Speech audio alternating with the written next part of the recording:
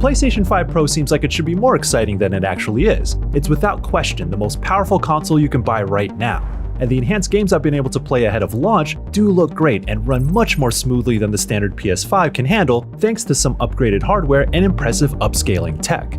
But it's also completely unsurprising that the faster PS5 is, well, faster, and it's also more expensive. Considering that the original PS5 can still provide enough power to run games competently in 2024, spending $700 means you have to really want the best of the best from your games to make the Pro a worthy investment.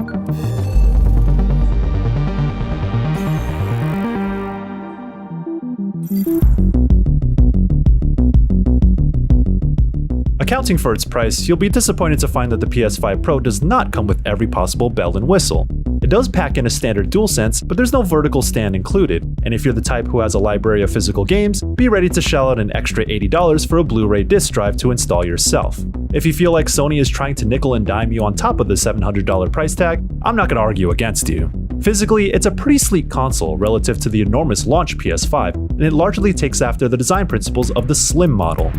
The only major difference is that it's taller when standing vertical, which is accounted for by the fins in the middle that create a cross-section on the console. It helps make room for the more robust internal components, but doesn't add much bulk to the existing design. It's also not noticeably louder than the original PS5, so you don't need to worry about it sounding like a jet engine when your games get intense. As far as thermals go, the PS5 Pro runs roughly the same temperature as the base PS5 under load, hovering around 35 to 40 degrees Celsius from the rear exhaust based on our thermal imaging tests. It's a bit striking how little has changed from the original PS5 on the spec sheet. The Pro comes with a 2TB NVMe SSD, which is twice as large but the same speed as the original super fast storage drive.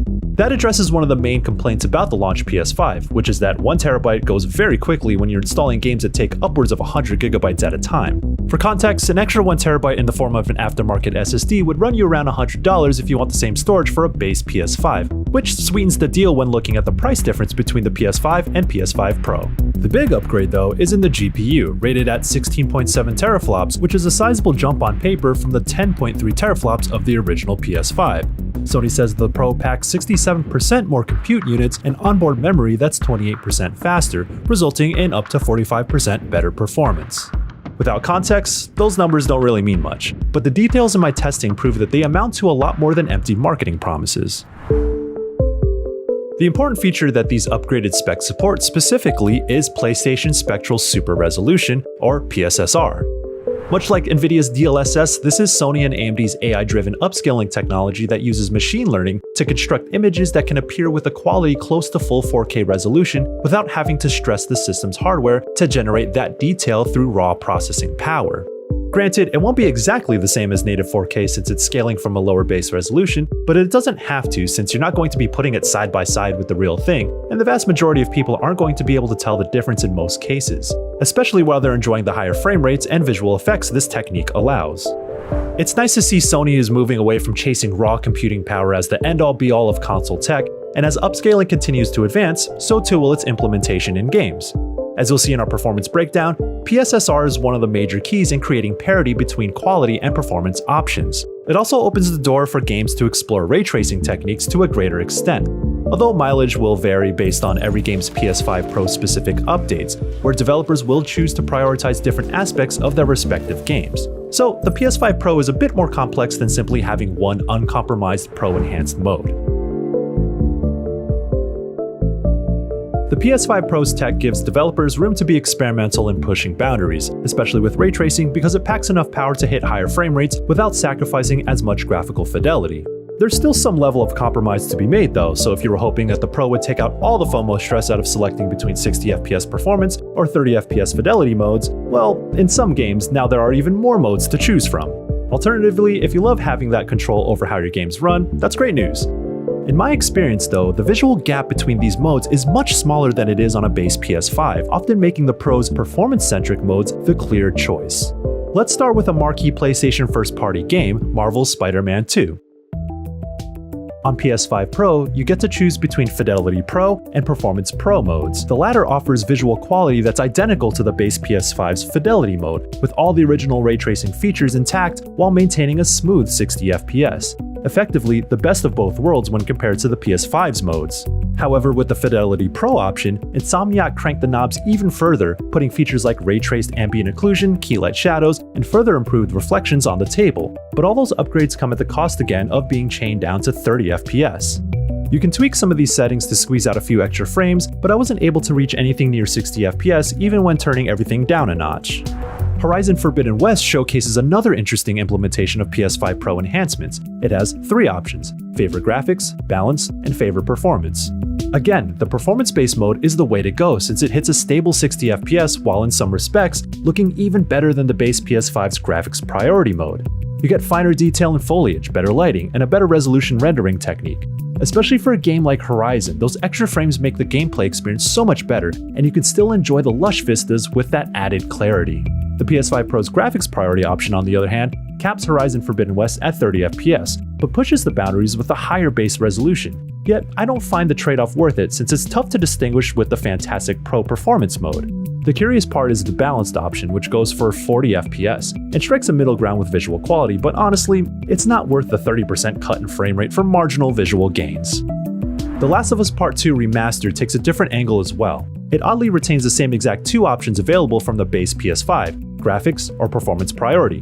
But there's a new Pro option that uses PSSR to take 1440p resolution to output 4K while retaining other visual qualities of the PS5's graphics mode and still hitting a consistent 60 FPS. It was already a visually impressive remaster on PS5, but the boost in performance while having all of its graphical details sing is nice. Of all the games that have gotten PS5 Pro updates ahead of launch, Alan Wake 2 is certainly the most interesting one. Remedy decided to go all in on ray tracing with its graphics mode, and it's absolutely stunning, with robust reflections and lighting giving its world a much more striking look, especially in the way that feeds into its atmosphere. The Pro enhancements stretch the limits of what PSSR is capable of, however. In graphics mode, it uses a base resolution of 1224p and runs at 30 FPS to make room for all those sweet ray tracing techniques.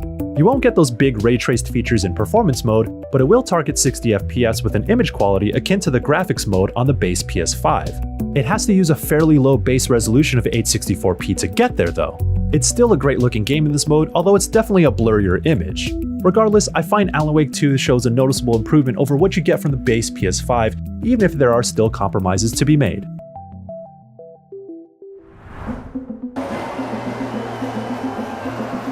Now, when there's a new powerful console, there's always a racing game to flex the hardware. Taking speedy race cars down the track in F124 provides a pretty clear example of what ray tracing can do. When looking at the Pro Enhanced Quality mode and the base PS5's Quality mode, it's easy to pick up on the improvements in reflections and lighting, especially on rain-soaked tracks, and the Pro is able to do this by using PSSR to still target 60 FPS.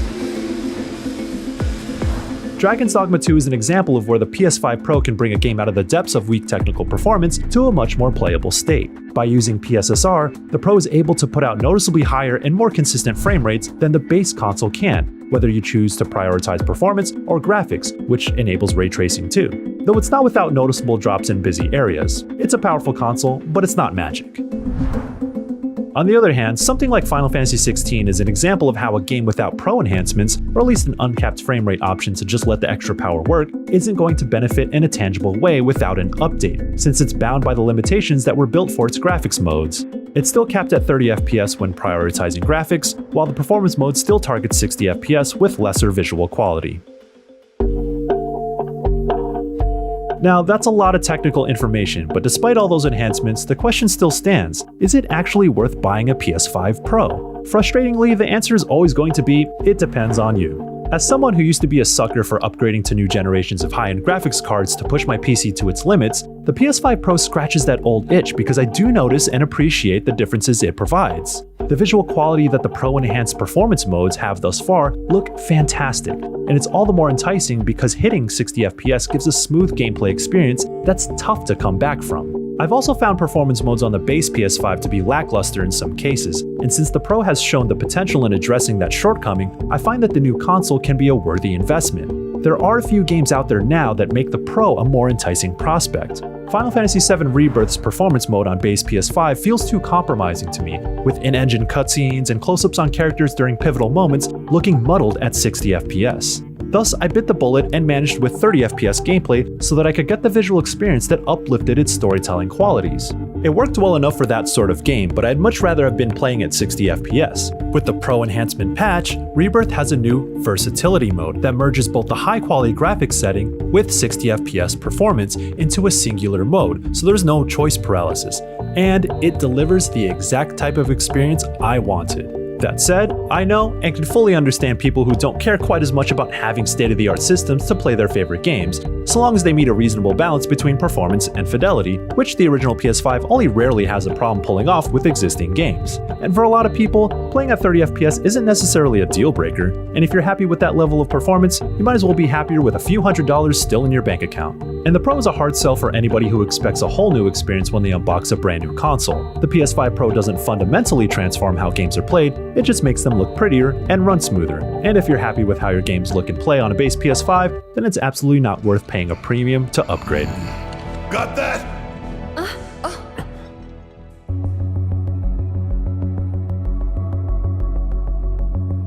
Considering that the PS5 generation has largely been described as, what if the PS4 was faster? It's a little difficult to get all that excited about a console that promises to be a faster PS5. The PS5 Pro does deliver on that for sure, and if you find the standard PS5 leaving more to be desired from a technical perspective, it's an intriguing prospect. Running updated games in the new performance modes gives you essentially the old fidelity modes, now targeting 60 FPS, sometimes with extra improvements. Sony's AI-powered upscaling tech is certainly impressive when playing games that have been updated for it, giving console players the same type of image quality and frame rate improvements that Nvidia's DLSS has delivered on the PC side in recent years. You're not entirely free from compromises because you often still have to choose between that new standard and even better looking fidelity modes at 30 FPS, though I found going with performance an easier choice this time around. At $700, it's not cheap, so you have to really desire that visual upgrade knowing that it doesn't transform the gameplay experience at a fundamental level. And to be fair, Sony never said it would. So as it stands, the PS5 Pro isn't essential, but it is certainly nice to have. For more on the PS5 Pro, be sure to check out our unboxing video and look forward to our detailed performance breakdowns. You can also read my full written PS5 Pro review on IGN.com. And for everything else in the world of gaming, stick with IGN.